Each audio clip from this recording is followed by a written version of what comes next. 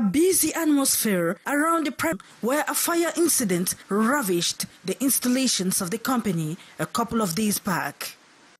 On our arrival at the gates of the company this March 30, 2023, we are denied access to the company's premise by security guards, one of whom emphasized all activities have been halted ever since the incident occurred. But this is contrary to information furnished by the civil society organization that reports activities have been ongoing in spite of an administrative order to seal the premises until further notice. The organization also reveals 6 out of the 17 explosion victims who were in critical conditions in hospital have died. We regret that the enterprise, as a raw enterprise, continue to exerce their activities. That is it's not good thing because we have the victim in the hospital, we have the death, now we have the death, 6 persons are dead now, that the enterprise continues to exercise. All attempts to get through to the company's management for confirmation of this information proved futile. The civil society organization is therefore calling on the administration to seal the company until investigations are over. Proceed the investigation. We recommend listen cellule to the victim. It was revealed that one of the victims at the Leckington Hospital is said to have been discharged, while 2 others are still receiving intensive treatment. After locking up herself in her room, Caroline Kisang set her room on fire, where she gave up the ghost. Trying to rescue her after seeing the flames, a man popularly known as Tache ended up seriously burnt and is currently at Bishwa Health Center receiving treatment. The incident took place in Kambe, Donga Mantung Division of the Northwest region of Cameroon. They went with her to the hospital, succeed the mission, because we don't know what. She never quarreled with anybody. Nothing was that somebody would say, I'm having a problem with her. It's just that she went to Nigeria, coming back, she was in a different mood. So we don't know about it. We don't know whether it's the church or as we always say, churches and this. So we don't know what is happening. Okay. Maybe she went somewhere and maybe she committed outside somewhere that she was included. So we don't know what happened. According to close sources, the 34-year-old woman had previously attempted suicide at least twice, but often rescued by family members. It should be recalled that this woman was in Nigeria and came back to Cameroon some months ago, sick, and nobody knew the origin of her sickness. Buried the same day in their family compound, and traditional rite performed on the members and population for cleansing. Of family expenses on drugs in Cameroon without any regret. But this disturbing phenomenon has remained very high in Cameroon.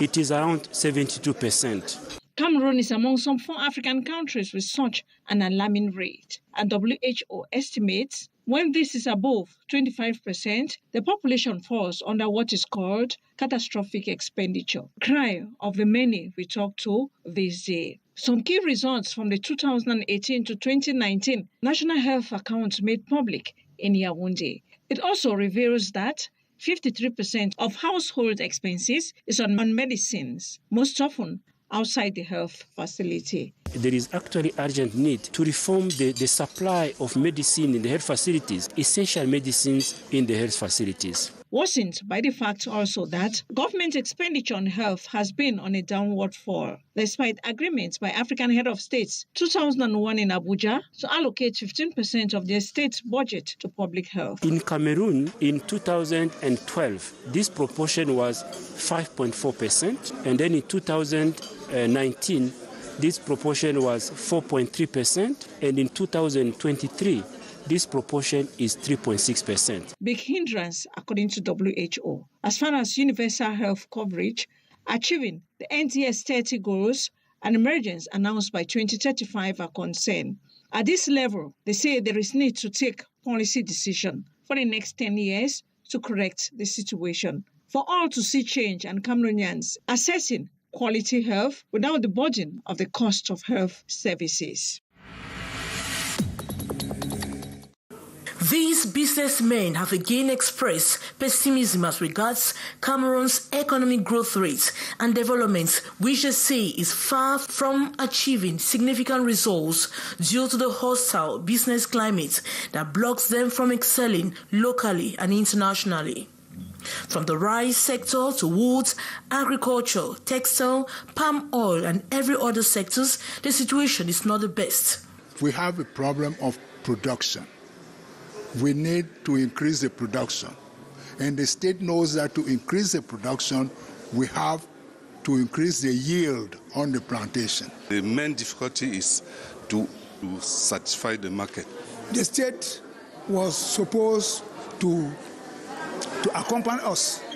The businessmen remain skeptical, questioning the impacts of the one-day consultation. They are worried why the government cannot make use of data from GCAM that works with the private sector. They believe the problem lies with the implementation of appropriate resolutions proposed in the past years. It's a reminder of what has been said before, and we want to have concrete action on that. The preparation is not well prepared. While opening the mini-part private sector consultation, the Minister of Economy plans to relaunch economic growth and development hit by COVID and again Ukraine-Russian war. If nothing particular is done, the economy of Cameroon will continue to grow at an average annual rate of about 5%. But if we have to continue to stay the course of emergence and diagnose specific problems hindering their growth. Customers and partners of Cameroon's foreign trade and other firms will no longer need to displace themselves to make payments of taxes, custom duties, and other fees, thanks to a digital payment platform put in place by the single window for foreign trade operations. Payments can also be effected without the internet. If they have mobile money, if they have Visa card, they have MasterCard, they will use it to pay their taxes or their custom duties. This is really our philosophy. Wherever they are, how far they are, even out of Cameroon, they have the possibilities to. And we found in AfriquePay and the single window, that's guichet unique, the opportunity to, help our population save money and time by paying everywhere they are. And the fact that you can do this even without internet. An initiative which users have commended. I think it's very comfortable and it helps solve a lot of problems. Many Cameroonians don't feel at ease to go and, on the queue, wait for a long time to pay. So another advantage is that not many people like to move through your phone or through the internet. It's great. Presenting the online payment platform in Douala, March 30, 2023, it was revealed it equally offered job opportunity for young people. Very well before the Minister of Youth dispatched them. You go and pay taxes for other people, and each time you go and pay it, you will have a benefit. The enhanced facility is expected to generate more than 1,000 billion francs CFA for the single window for foreign trade operations in 2023 in collaboration with some pilot financial institutions. Retracing the budgetary and financial operations of the state and identifying the flaws, these are some of the elements that enter directly into the quantified translation data of economic policies. The nomenclature of treasury accounts calls for translating all this into the accounting plan. We are talking more and more about audit control, enforcing new accounts that are created concerning new politics. Innovations clearly perceptible in the 2023 finance law, but the problem is its mastery. Beginning of the year, the Director General of Treasury signed an instruction to the nomenclature account. This nomenclature is to permit to all accountants to show how the budget state will be executed and to give to the audit bench the general state of account will be certified by this audit bench. The present seminar is aimed for all our collaborators to the new accounts that are created and anymore. This workshop brings together agents of the Treasury Administration or the Finance Department of Douala. Their focus is to understand the stakes around Treasury accounts and measure innovations. This is the new timber yard of the autonomous port of Douala, capable of accommodating several types of vessels. Constructed by the Negri Company, the work lasted for 15 months. The official commissioning was chaired by the Minister of Transport on Wednesday, March 29, 2023, giving the autonomous port the opportunity to return to its vast project to renovate the port area. More than 10 billion CFA francs was spent by the autonomous port of Douala to carry out this project. The reconstruction of this modern multi-purpose wharf on the ruins of the old one that dates 50 years ago is a relief to the port area. The particularity of this quay is that it is more longer than the old one, the one we destroyed to build a new one. So this is the new advantage of this quay. And, all the wood coming from Cameroon, from Central African Republic, and north of Congo, this is the site to take them to the vessel. The new multipurpose wharf of the port of Douala is 227 meters long and 24 meters wide. The Negri Company, which is not on its first assignment at the port of Douala, is satisfied with the work completed despite some setbacks as a result of COVID-19. Guarantees for the duration of the construction site is based on the quality of the material used. We can welcome many barges, and you can transfer timber quickly, twice than the old days. With the blessings of the Minister of Transport present at this ceremony, the autonomous port of Douala continues its process of standardization, innovation, modernization and development of the port of Douala-Bonaberi.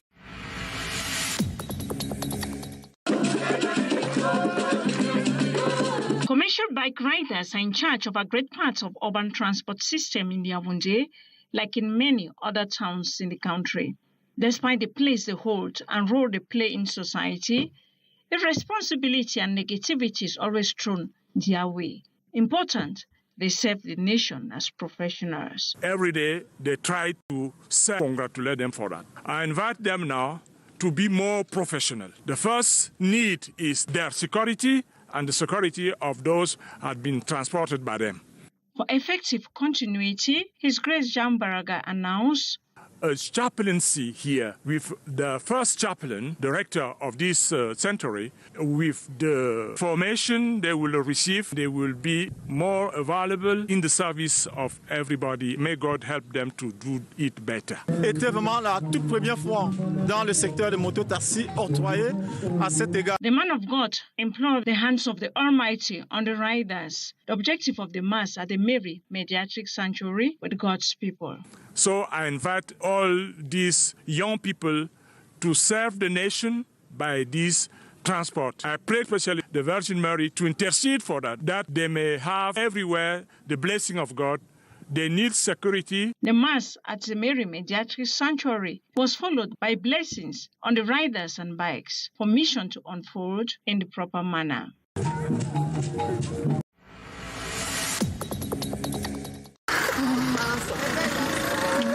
At 65, Jean-Pierre is among the oldest taximen in Douala, striving to still make ends meet. He battles with his steering daily, despite his poor health and the poor state of his vehicle. My taxi is old, just like me. I'm simply preparing my retirement. I have a program I'm working on. By 2024, I should be retiring to the village, and there I'll continue with my taxi. He tells me he doesn't feel embarrassed circulating the city of Douala with a car that has degraded What's important to him is his engine and continuous maintenance. C'est vous qui voyez que mon véhicule est vieux, hein? You're the one that is describing my taxi as old. I consider its performance, looking at the engine, the tires, and other parts. All are still intact. It is so common to find old taxis circulating in the city of Douala. The taxi owners say they have got no choice. If we are plying the streets of Douala with old taxis, it's simply because we don't have the means. Bikes have invaded the sector. We are obliged to station in front of markets to take customers. Most carry heavy goods that further deteriorates the cars. This explains why most are stationed in front of markets to get customers. Some Cameroonians have frowned at the filthy and deteriorating state of these old taxis and have called on government to take measures by taking them off the streets. To them, these vehicles don't only cause road accidents and traffic jams, but also gives a nasty image to the city of Douala. Can a city like Douala talk of growth and development while maintaining old taxis in circulation? This brings to reminder a measure taken by government during AFCON to take them off the streets, but the measures were not effective as they circulated as usual in the streets of Douala. Canal.